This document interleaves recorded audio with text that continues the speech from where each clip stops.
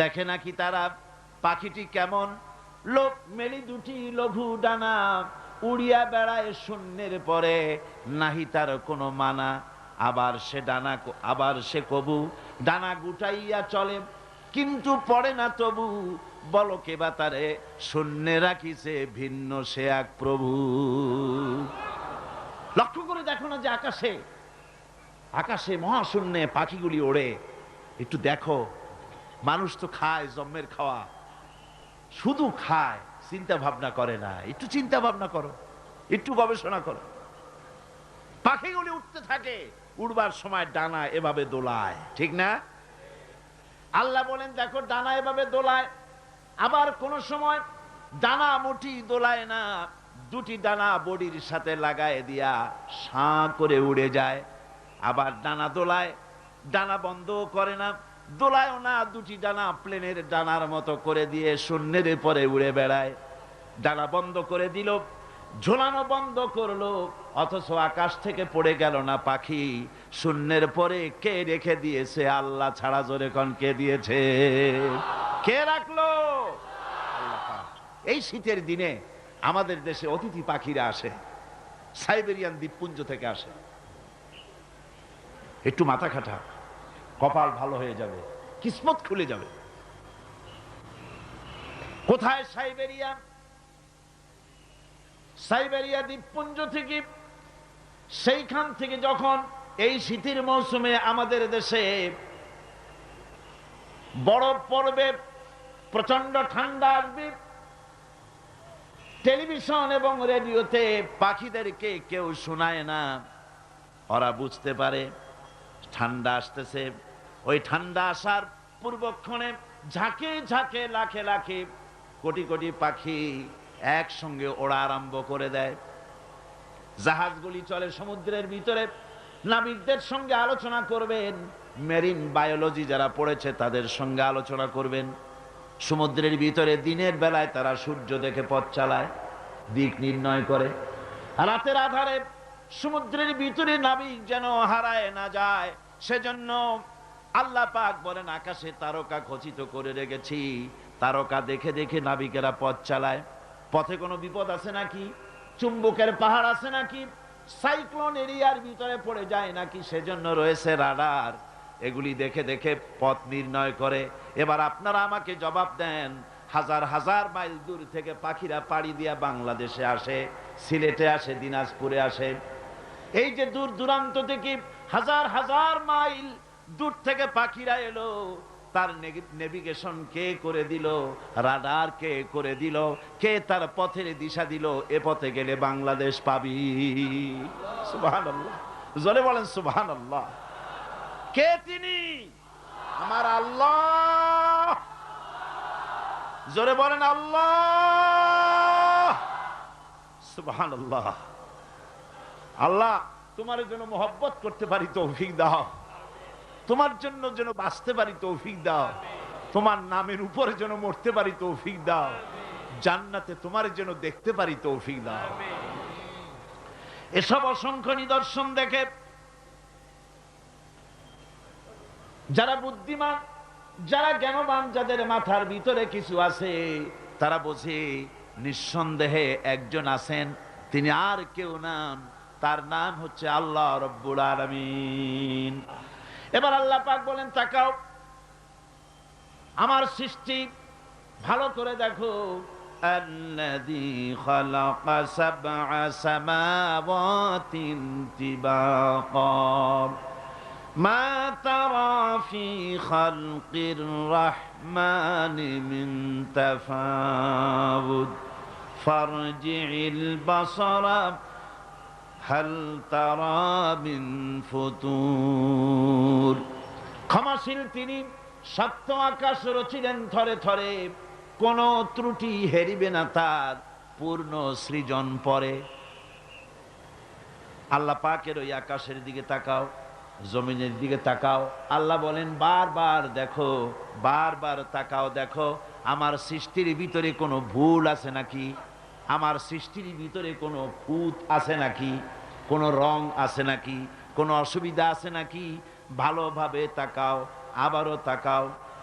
সুম্মা রজি'ল বাসারা কাররাতাইনি ইয়ানকালিব ইলাইকাল বাসারু খাসিআন ওয়া হুয়া হাসির। আল্লাহ পাক বলেন, দেখতে দেখতে তোমার চক্ষু ফিরে আসবে তোমার কাছে। চাহো তুমি তার সৃষ্টি পানে, দেখো কিছু ভুল চুক, ফিরাও তোমার নয়নখানি, ফিরাও তোমার মুখ। অক্ষমহীন দৃষ্টি তোমার সৃষ্টিতে পাবে ফাঁকি, ফিরাও তোমার নয়নখানি, ফিরাও কাঙ্গালাখি। তাকাতে তাকাতে চোখ আজিজ হয়ে, দুর্বল হয়ে তোমার দিকেই ফিরে আসবে। আমার সৃষ্টির ভিতরে কোনো ভুল দেখতে পাবে না। সুবহানাল্লাহ কর। সুবহানাল্লাহ কইতে ইচ্ছা করে না মিয়া? ভাইরা আমার, আল্লাহ পাক বলেন, এইভাবে করে আমি আকাশকে থরে থরে সাজায় দিলাম, জমিনটাকে সুন্দর করে দিলাম, আর এই জমিনে ফসলের ব্যবস্থা করে দিলাম। ফল হলো কি সুন্দর সুন্দর করে ফল আমি দান করলাম। আল্লাহ পাক বলেন, ওয়া আয়াতুল লাহুমুল আরদুল মাইতাতু আহইয়াইনাহা ওয়া আখরাজনা মিনহা হাব্বান ফামিনহু ইয়াকুলুন। আমার নিদর্শনের ভিতরে এগুলিও নিদর্শন। মৃত্যু জমিনকে আমি জিন্দা করে দেই, আর তার ভিতর থেকে তোমার রিজেক উৎপন্ন করি। এর মধ্যে কি কি বানালাম? ওয়াজআলনা ফিহা জান্নাতিম মিন নাখিলিন ওয়া আ'নাবিন ওয়া ফাজ্জারনা ফিহা মিনাল উয়ুন। সুন্দর করে এই জমিনের উপরে মরা জমিনকে জিন্দা করে তাতে খেজুর বাগান লাগালাম, খেজুর দিলাম, আঙ্গুর দিলাম, বেদানা দিলাম, কত রকমের ফল ফলারি আমি সুন্দর করে দিলাম।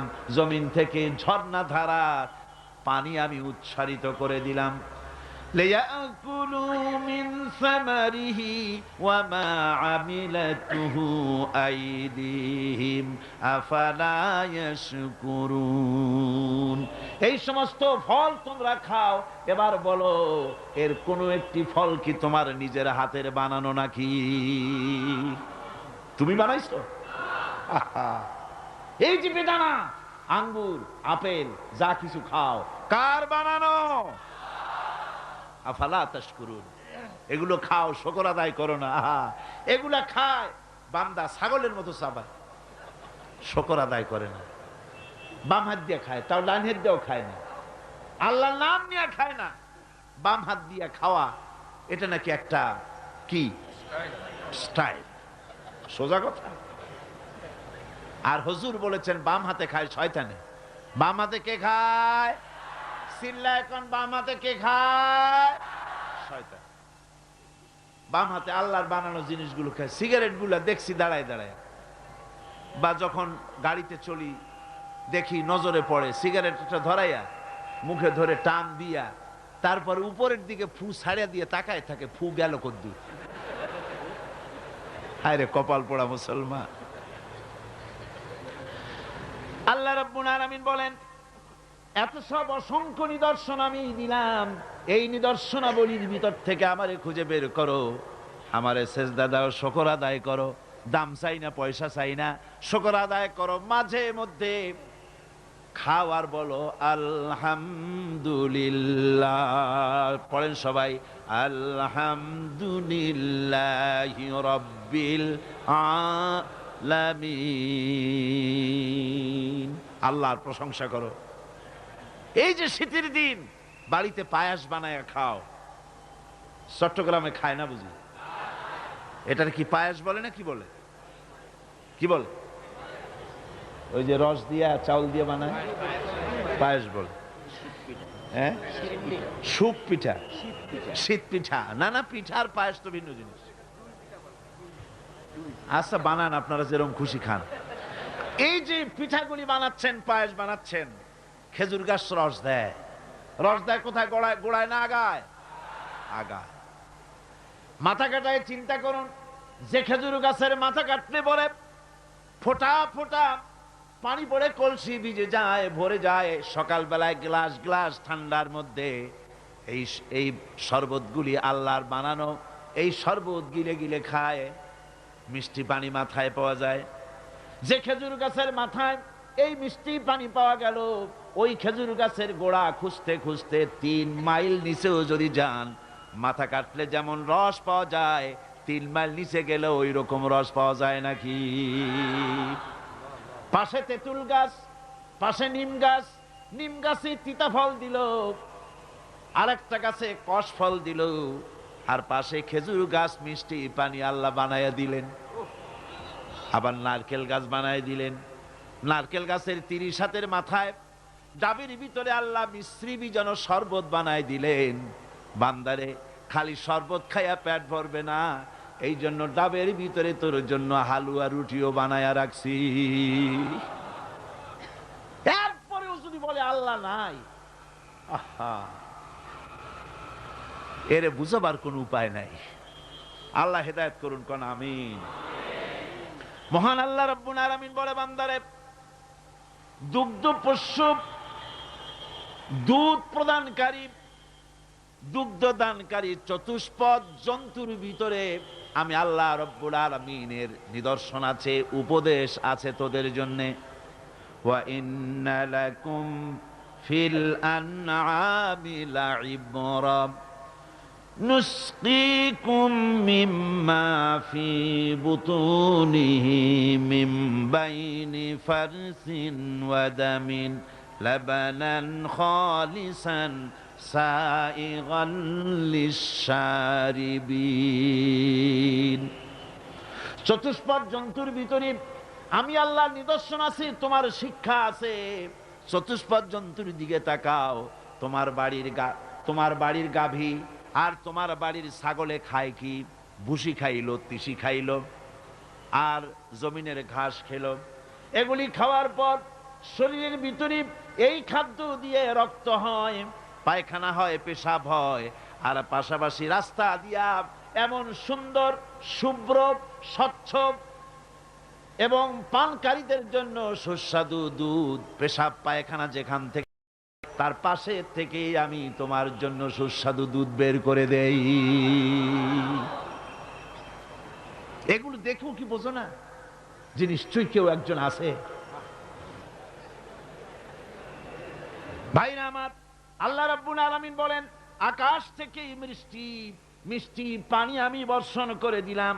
এই মিষ্টি পানি, সমুদ্রের পানিগুলি নোনা, এই নোনা পানিগুলি লক্ষ্য করেন, মাথা খাটান, তাম দেশের সমস্ত আবর্জনাগুলি সব সমুদ্রে চলে গেল। আবর্জনাগুলি আল্লাহ নষ্ট করে দিলেন, পানিকে স্বচ্ছ করে দিলেন। নোনা পানি আকাশে উঠে গেল বাষ্পের আকারে, সেখান থেকে বৃষ্টি হলো।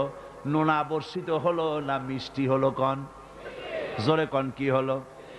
আল্লাহ পাক বলেন, শোনো, লাউ নাশাউ জাআলনাহু উজাজান ফালাউলা তাশকুরুন। আমি ইচ্ছে করলে এই পানিকে নোনা অবস্থায় নাজিল করে দিতে পারতাম, জমিনের ফসল নষ্ট হয়ে যেত। আমি নোনা পানিকে মিষ্টি করে বর্ষণ করলাম, এই পানি পান করে কেন আমার শুকর আদায় করো না? এ পানি পান করো আর আমার শুকর করো। পড়ো, আলহামদুলিল্লাহি রাব্বিল আলামিন। আমার বন্ধুগণ, কেউ কেউ বলতে পারে, আল্লাহ যদি বৃষ্টির পানি যদি না দেন আমার কি অসুবিধা? আমার জমিনের ফসলের কি অসুবিধা? আমার খালে পানি, আমার বিলে পানি, আমার হাওড়ে পানি, আমার পুকুরে পানি, আমার কুয়ায় পানি, আল্লাহ বৃষ্টি না দিলে কি হবে? আল্লাহ পাক বলেন, শোনো কি হবে। কুল আরাআইতুম ইন আসবাহা মাউকুম গাওরান ফামান ইয়াতিকুম বিমাইম মাইন। বলো দেখি, সবে শুকাইয়া যদি যায় এই জমিনের পানি, তাহলে হেথায় তটনির ধারা কে দিবে সবারে আনি? কুয়ার পানি, নদীর পানি, কর্ণফুলীর পানি, ব্রহ্মপুত্রের পানি, পদ্মার পানি, মেঘনার পানি, যমুনার পানি, হাওড়ের পানি, পুকুরের পানি সব যদি আমি আল্লাহ শুকায় দেই, তাহলে তোমার মরা গাঙ্গে পানির জোয়ার আবার কে এনে দিতে পারে? আছে কেউ? কেউ পারে না। সুতরাং এগুলি আমি দেই, আমার শুকরিয়া আদায় করো। তোমার জমিনের ফসল ফলাবার জন্য আমি পানির ব্যবস্থা করেছি। আল্লাহুল্লাযী আরসালার রিয়াহ, গন্ডার বের হয়, পিঁপড়া বের হয়, সাপ বের হয়। খালি পেট নিয়ে সমস্ত প্রাণীগুলি মহাশূন্যে কেউ ওড়ে, আর কেউ বা পানিতে সাঁতরায় খাদ্যের অন্বেষায়, কেউ বা জঙ্গলে ঘোরে। এই ঘুরতে ঘুরতে, উঠতে উঠতে, সাঁতরাতে সাঁতরাতে খেয়ে পেট ভরিয়া সন্ধ্যার সময় সকলে বাড়ি ফিরাইয়া দেই। কে দেয়? চিল্লায় কমিয়া কে দেয়? সুতরাং আল্লাহর এই সেবাতে বিশ্বাস করা লাগবে। আমি বলছিলাম কয়টা কথা বলেছি বলেন? 4টি কথা বলেছিলাম। জাত বলেছি, সেবাত বলেছি, এবার কি বলবো? কুদরত। এবার কি বলবো? কুদরত মানে কি? ক্ষমতা। কুদরত মানে ক্ষমতা। আল্লাহর ক্ষমতা কি? আল্লাহর ক্ষমতা হচ্ছে প্রচন্ড ক্ষমতা। রাতকে দিন বানাতে পারেন, দিনকে রাত বানাতে পারেন, জিন্দাকে মুর্দা করতে পারেন, মুর্দাকে জিন্দা করতে পারেন, সাগরকে নগর বানাতে পারেন, নগরকে সাগর বানাতে পারেন, এতিমকে ফকিরকে ধরে দেশের প্রেসিডেন্ট বানায় দিতে পারেন, আবার প্রেসিডেন্ট ধরে জেলখানায় ঢুকাইয়া দিতে পারেন, সম্মানী লোককে বেইজ্জত করে দিতে পারেন, আবার গরিব মানুষকে ধরে কোটিপতি বানাই দিতে পারেন, কোটিপতিকে মুহূর্তের ভিতরে ফকিরে পরিণত করে দিতে পারেন। পারেন কিনা আমার ভাইয়েরা? ওই আল্লাহ পাক বলছেন ক্ষমতার একমাত্র মালিক হচ্ছে আমি, আমার প্রচন্ড ক্ষমতা। মা ইয়াফতাহুল্লাহু লিন-নাসি মির রাহমাতিন ফালা মুমসিকা লাহা। আল্লাহ পাক বলেন আমি যদি কারোর জন্য রহমতের দরজা খুলে দেই, তাহলে সেই দরজা কেউ বন্ধ করে দিতে পারে না। কারোর জন্য যদি রহমতের দরজা আমি খুলি, কারো বাপের ক্ষমতা নাই তা বন্ধ করতে পারে। কোন সুবহানাল্লাহ। ওয়ামা ইউমসিক ফালা মুরসিলা লাহু মিন বা'দি। আর যদি আমার রহমতের দরজা যদি কারোর জন্য বন্ধ করে দেই, সেই দরজা কেউ খুলে দিতে পারে না, কারো ক্ষমতা নাই। কুল ফামান ইয়ামলিকু লাকুম মিনাল্লাহি শাইআন ইন আরাদা বিকুম দাররান আও আরাদা বিকুম নাফআ। এবার বলো আল্লাহর উপরে কার আধিপত্য আছে যে আল্লাহ যদি কাউকে সাহায্য করতে চান, কাউকে যদি নাফা দিতে চান, অথবা কারো ক্ষতি করতে চান, তাহলে আল্লাহর উপরে প্রভাব বিস্তার করতে পারে এমন কি কেউ আছে? জোরে বলেন আছে? আমার বন্ধুগণ, তার কাছে কৈফিয়ত চাওয়ার কেউ নাই। লা ইউসালু আম্মা ইয়াফআলু ওয়া হুম ইউসালুন। তিনি কারো কাছে কৈফিয়ত দেন না, বরং গোটা সৃষ্টি জগৎ তার কাছে কৈফিয়ত দিতে বাধ্য।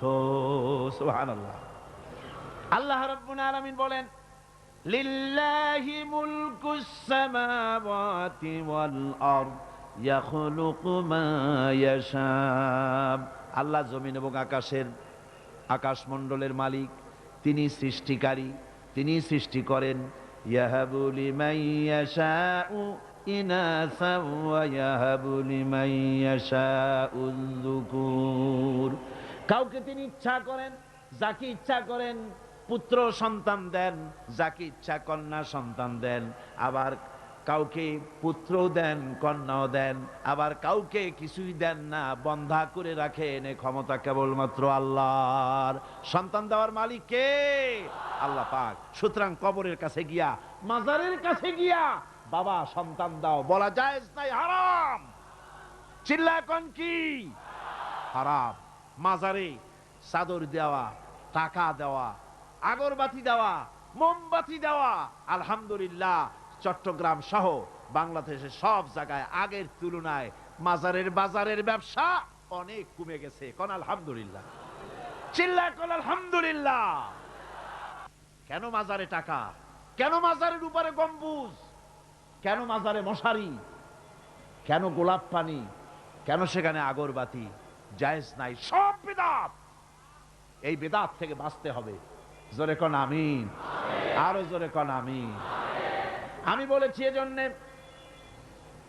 যদি মাজারকে কেন্দ্র করি যদি কিছু এভাবে করা জায়েজ হতো, এটা যদি সুন্নত হতো, তাহলে জান্নাতুল বাকিতে একেবারে কম করে হলেও রাসূলুল্লাহর 10,000 সাহাবী সেখানে শুয়ে আছেন।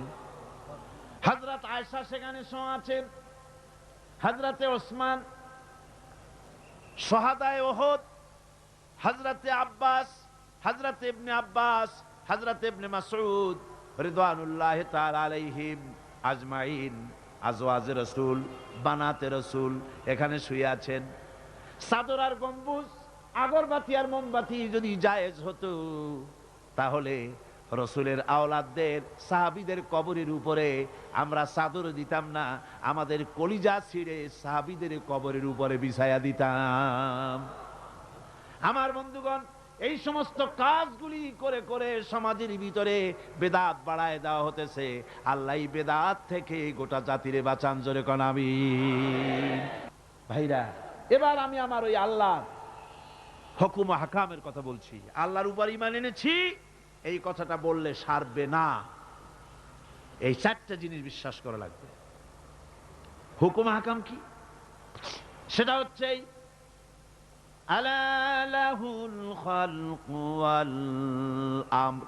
জেনে রাখো, সৃষ্টি যার, আইন চলবে সেই আল্লাহ রব্বুল আলামিনের। সৃষ্টি কার? অনেক সময় বসে থেকে থেকে গলাটা বোধহয় আপনাদের জিমায় আসছে। চিল্লায় কোন, সৃষ্টি কার? আইন চলবে কার? ইনিল হুকুমু ইল্লা লিল্লাহ। সৃষ্টি যিনি করেছেন, হুকুম একমাত্র তারই চলবে। আল্লাহর হুকুম মানতে হবে। হুকুম কি? আল্লাহর হুকুমগুলি শোনেন। অনেক হুকুম, কয়েকটা দৃষ্টান্ত দেই। আল্লাহর হুকুম মানতে হবে। ঈমান এনেছি আল্লাহর উপরে, এই কথা বলা যথেষ্ট নয়। হুকুম মানতে হবে।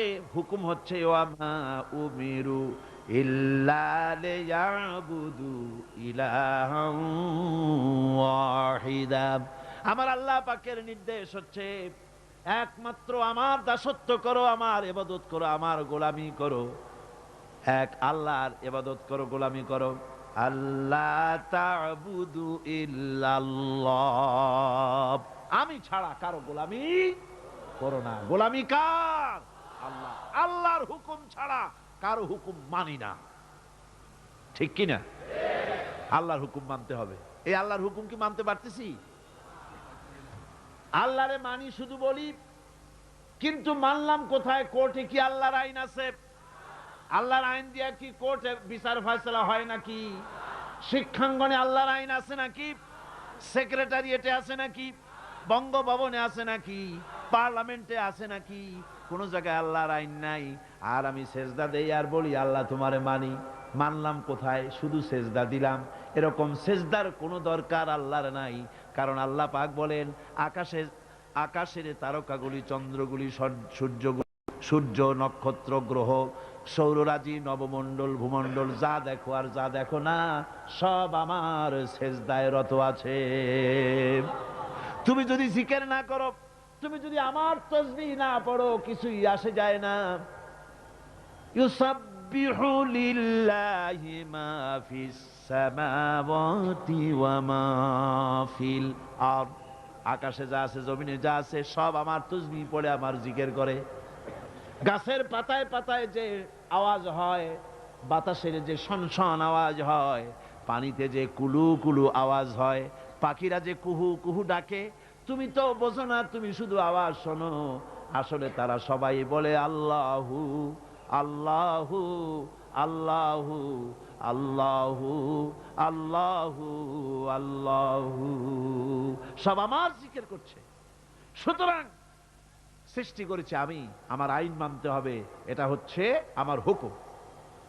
আল্লাহ পাক বলেন উবুদুল্লাহা মা লাকুম মিন ইলাহিন গায়রু, একমাত্র আমার ইবাদত করো, আমি ছাড়া তোমাদের কোনো ইলাহ নাই, একমাত্র আমার গোলামি করো। মুসা আলাইহিস সালামকে দিয়ে আল্লাহ রাব্বুল আলামিন হযরত মুসা আলাইহিস সালামের কাছে প্রথম যে ওহী অবতীর্ণ করলেন, প্রথম যে নির্দেশটা দিলেন, সেই নির্দেশটা কি শুনুন।